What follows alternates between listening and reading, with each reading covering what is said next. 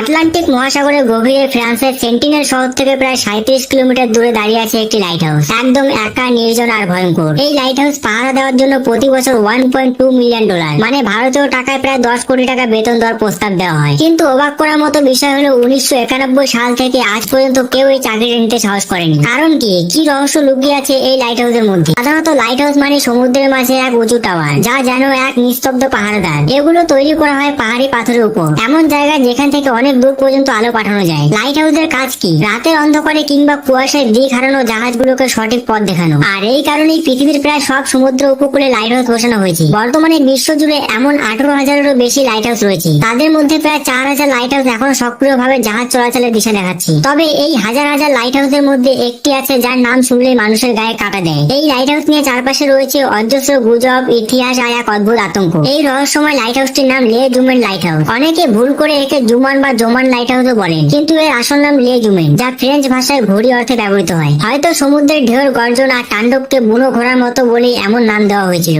এই লাইট হাউসটি অবস্থিত ফ্রান্সের ব্রিটানি অঞ্চলের উপকূলে, যেখানে আটলান্টিক মহাসাগরের ঢেউ আছড়ে পড়ে দানবের মতো। সমুদ্র পৃষ্ঠ থেকে 118 ফুট উঁচু এই লাইট হাউস দাঁড়িয়ে আছে এক পাথরের চূড়ার উপর, যেন একাই যুদ্ধ করে চলেছে প্রকৃতির রুদ্ররূপের সঙ্গে। 1888 সাল থেকে 1904 সালে মাত্র 16 বছরে এই এলাকায় ঘটেছে একের পর এক ভয়ঙ্কর নৌ দুর্ঘটনা। মাত্র 1 কিলোমিটারের মধ্যে ডুবে গেছে 31টি জাহাজ, প্রাণ হারিয়েছেন প্রায় 250 জন নাবিক। এই ঘটনার পরেই ফ্রান্স সরকার সিদ্ধান্ত নেয় এই বিপজ্জনক এলাকায় একটা শক্তিশালী লাইট হাউস নির্মাণ করতে হবে, যা ভবিষ্যতে দুর্ঘটনা ঠেকাবে। তবে শুধু পরিকল্পনা নয়, এই লাইট হাউস নির্মাণের গল্প নিজেই এক ভয়ঙ্কর অধ্যায়। 1904 সালে শুরু হয় এই নির্মাণ কাজ, কিন্তু আপনি জানেন কি এই লাইট হাউস নির্মাণ করতে লেগেছিল 8টি বছর। কারণ সমুদ্রের তাণ্ডব আর ঝড় এতটাই ভয়ঙ্কর ছিল যে বছরে অনেকটা সময় কাজ বন্ধ রাখতে হতো। শ্রমিকদের পাথরের খাঁজে আটকে থেকে কাজ করতে হতো। অনেক সময় বেঁধে রাখতে হতো দড়ি দিয়ে, যাতে ঢেউ এসে ভাসিয়ে না নিয়ে যায়। এই নির্মাণকালীন সময়ে অনেক শ্রমিক প্রাণ হারান। পুরো লাইট হাউস তৈরিতে ব্যবহৃত হয় 5 লাখ গ্রানাইট পাথর এবং 1000 টন কংক্রিট। এই কাঠামো শুধু পাথরের নয়, এ যেন সাহস, বেদনা আর আত্মত্যাগের এক জীবন্ত দলিল। কিন্তু নির্মাণ শেষ হলে কি কাহিনী শেষ? মোটেও না। আসল ভয়ঙ্কর অধ্যায় তো তখনও বাকি ছিল। এই লাইট হাউসের আশেপাশের আবহাওয়া যেন এক উন্নত দানব। সাধারণ লাইট হাউস যেখানে মাঝে মাঝে ঝড়ের কবলে পড়ে, সেখানে লে জুমেন লাইট হাউস যেন সবসময় এক তাণ্ডবের মাঝে দাঁড়িয়ে থাকে। প্রায়শই সেখানে দেখা যায় ভয়ঙ্কর কুয়াশা, প্রবল বাতাস আর বিশাল বিশাল সমুদ্রের ঢেউ, যার প্রতিটি আঘাত যেন পাথরের গায়ে বাজ পড়ার মতো শব্দ তোলে। এই ঢেউগুলো এতটাই উঁচু হয় যে মাঝে মাঝে পুরো লাইট হাউসটি হারিয়ে যায় জলের নিচে। বিশেষ করে শীতকালে যখন উত্তরা হাওয়া বয়ে আনে ভয়াল ঝড়, তখন ঢেউয়ের গতি পৌঁছায় ঘন্টায় 120 কিলোমিটারের বেশি। চোখের সামনে দেখতে গেলে মনে হয় যেন সমুদ্র নিজেই রেগে গিয়ে আঘাত করছে এই একাকী টাওয়ারটিকে। আর ঠিক এমন দিনই ঘটে এক ইতিহাসের ভয়ঙ্কর ও করুণ অধ্যায়। 5ই ডিসেম্বর 1991। সেই দিন আটলান্টিক মহাসাগরে শুরু হয় এক ভয়াবহ ঝড়। আকাশ যেন আগুনে পুড়ে যাচ্ছে, বাতাসে কান ফাটানোর শব্দ, আর ঢেউ যেন পাহাড়ের মতো উঁচু হয়ে আছড়ে পড়ছে। ঠিক এমন সময়ে লে জুমেন লাইট হাউসের দায়িত্বে ছিলেন একজন অভিজ্ঞ কর্মী, থিওডর মেলগন। তিনি একা ছিলেন এই পাথরের দুর্গের চারপাশে, শুধু সমুদ্রের গর্জন। হঠাৎ করে তার কানে আসে একটি অচেনা শব্দ। উপর থেকে আসছে গভীর ভারী এক শব্দ। তিনি বুঝতে পারেন এটা হেলিকপ্টার। তৎক্ষণাৎ তার মনে হয় হয়তো কেউ তাকে উদ্ধার করতে এসেছে। ভয়াবহ ঝড়ের মধ্যে নিজেকে একা আর অসহায় মনে করছিলেন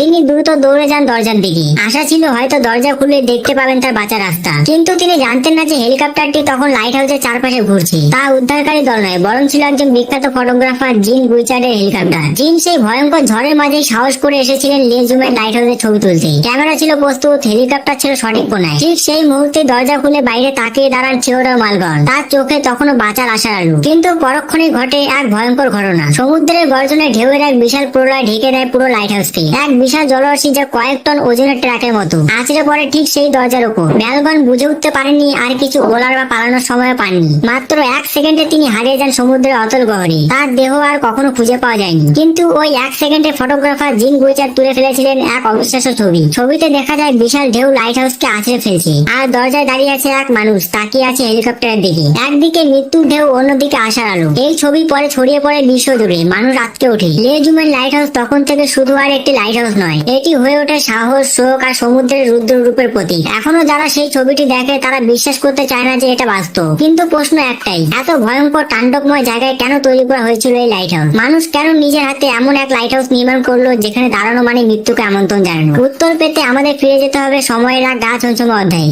এক সময়ে যখন পৃথিবীর মানচিত্র এখনো পূর্ণ হয়নি, যখন রাস্তাঘাট ছিল কম, গাড়ির চাকা তখনো শহরের সীমানা পেরোতে পারেনি, সেই সময় মানুষের একমাত্র ভরসা ছিল সমুদ্র পথ। যাত্রীরা পাড়ি দিত দূর দূরান্তে, দেশ থেকে দেশ, মহাদেশ থেকে মহাদেশ। কিন্তু এই রোমাঞ্চকর যাত্রার একটা অন্ধকার দিকও ছিল। সমুদ্র ছিল বিশ্বাসঘাতক। একদিকে শান্ত নীল অথই জলরাশি, আর অন্যদিকে হঠাৎই উন্মাদ ভয়ানক এক দৈত্য রূপে নেওয়া বিশাল ঢেউ, যার খেয়ালে মুহূর্তে উল্টে যেত বিশাল জাহাজ। সেই সময় জিপিএস ছিল না কোনো স্যাটেলাইট ম্যাপ, এমনকি কোনো রেডিও বা রাডারও ছিল না। জাহাজিরা দিক ঠিক করতেন সূর্যের আলো দেখে দিনই আর তারা দেখে রাতে। কিন্তু মেঘে ঢাকা আকাশ আর উগ্র ঝড় আসলে সব হিসেব উল্টে যেত। ঝড় আসলে দিক হারাতো জাহাজ। দিনের পর দিন, মাসের পর মাস এক একটা জাহাজ ঘুরে বেড়াতো একা দিশাহীন সমুদ্রে। শেষমেশ খাবার ফুরিয়ে যেত, জলের শেষ বিন্দুটুকু পাওয়া যেত না, আর সেই জাহাজ হারিয়ে যেত চিরতরে, যেন কোনো অজানা মৃত্যুপুরীতে ঢুকে গেছে। 1857 সালের ঘটনা। লন্ডন থেকে কানাডার দিকে যাত্রা করছিলেন হেনসন বে নামে একটি জাহাজ। ভেতরে ছিল প্রায় 200 জন যাত্রী। কারো কাছে এটা ছিল ব্যবসার সফর, কারো কাছে নতুন জীবনের স্বপ্ন। কিন্তু তারা জানতো না তাদের সামনে অপেক্ষা করছে এক অদৃশ্য ফাঁদ। যাত্রা পথে অ্যাজোরেস আইল্যান্ডের কাছে আচমকায় আঘাত হানে এক ভয়ঙ্কর ঝড়। আকাশ কালো হয়ে যায়, বাতাসের গতি হয়ে ওঠে ঘূর্ণিঝড়ের মতো। তারা চেষ্টা করে জাহাজ সামাল দিতে, কিন্তু চারদিকে কুয়াশা আর বিশাল ঢেউ। জাহাজটি প্রচন্ড ঝড়ের ধাক্কায় ছিটকে পড়ে পাথরের উপকূলে। একটি দুটি নয়, 200 জনেরও বেশি মানুষ সেদিন মারা যান। সমুদ্র পাথরের সঙ্গে মিশিয়ে দেয় তাদের জীবন আর স্বপ্ন। এই দুর্ঘটনা শুধু একটি দুঃখজনক খবর ছিল না, এটি ছিল এক জাগরণ। মানুষ বুঝে গেল শুধু অভিজ্ঞ নাবিক আর ঈশ্বরের উপর ভরসা করে সমুদ্র পাড়ি দেওয়া সম্ভব নয়। একের পর এক দুর্ঘটনায় পড়ে জন্ম নিল এক নতুন চিন্তা, আলো জেলে দাও সমুদ্রের মাঝে, যাতে জাহাজগুলো ভুল পথে না যায়। এভাবেই ধীরে ধীরে তৈরি হতে লাগলো পৃথিবীর প্রথম লাইট হাউস গুলো। সমুদ্রের যে জায়গাগুলোর মধ্যে বেশি বিপদ, সেই জায়গাগুলোতে তৈরি করা হলো লাইট হাউস, যা অন্ধকারে দিশা দেখাতো আর ঝড়ে সাহস দিত। লেজুমন লাইট হাউস সেই উদ্দেশ্যে তৈরি করা হয়, যে জায়গায় একের পর এক জাহাজ হারিয়ে গেছিল সেখানে এক কঠিন বার্তা ছড়াতে, এ পথ বিপজ্জনক, সতর্ক হও। কিন্তু এই আলো জ্বালাতে গিয়ে অনেকে প্রাণ হারান। আর তাই আজও এই লাইট হাউসকে ঘিরে আছে ভয়ঙ্কর বিস্ময় আর রহস্যের এক অন্ধকার মুখ। আমরা এখন যে লাইট হাউস গুলোকে দেখি সমুদ্রের মাঝে নিঃসঙ্গভাবে দাঁড়িয়ে থাকা এক একটা আলোর স্তম্ভ, তাদের ইতিহাস কিন্তু নতুন নয়। প্রায় 1600 বছর আগে, যখন আধুনিক প্রযুক্তি ছিল না, তখনই তৈরি হয় পৃথিবীর প্রথম এবং সবচেয়ে বিখ্যাত লাইট হাউস, ফ্যারোস অফ আলেকজান্ড্রিয়া। এই লাইট হাউসটি তৈরি হয়েছিল মিশরের আলেকজান্ড্রিয়া শহরের পাশে একটি ছোট দ্বীপে। তার নাম ছিল ফ্যারোস আইল্যান্ড, আর সেখান থেকে ফ্যারোস শব্দটা এসেছে, যা পরবর্তীতে লাইট হাউসের প্রতিশব্দ হয়ে দাঁড়ায়। এই টাওয়ারটি ছিল অবিশ্বাস্য রকম উঁচু, প্রায় 284 ফুট, অর্থাৎ এটি একটি আধুনিক 25 তলা ভবনের সমান। এটি তৈরি হয়েছিল চকচকে সাদা মার্বেল পাথর দিয়ে। টাওয়ারের একদম উপরে দিন রাত জ্বলত বিশাল আগুন, আর সেই আলো প্রতিফলিত হতো একটি আয়নায়। ফলাফল ছিল দূর সমুদ্রে থাকা জাহাজগুলো অনেক আগে থেকে বুঝতে পারতো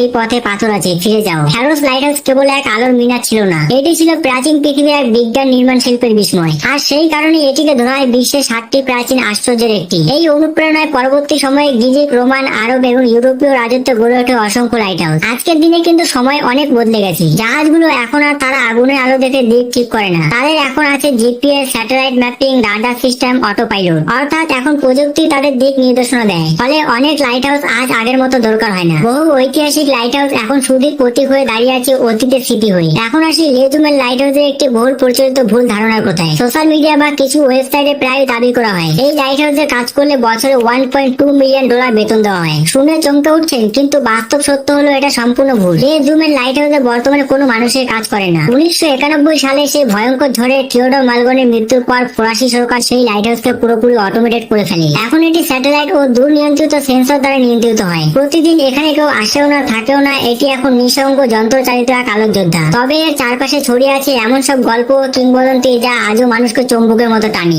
একসময় যেখানে মানুষ মৃত্যুকে চোখে চোখ রেখে দাঁড়াতো, আজ সেখানে দাঁড়িয়ে আছে কেবল এক মেশিন। কিন্তু তার ইতিহাস, তার গল্প আর সেই ঝড়ের দিনে তোলা সেই বিখ্যাত ছবি, সবকিছু মিলিয়ে লেজুমেন লাইট হাউস হয়ে উঠেছে এক জীবন্ত কিংবদন্তি। তবে আজও পৃথিবীতে কিছু লাইট হাউস আছে যেখানে মানুষ এখনো কাজ করে এবং জীবনের ঝুঁকি নিয়ে কাজ চালিয়ে যান।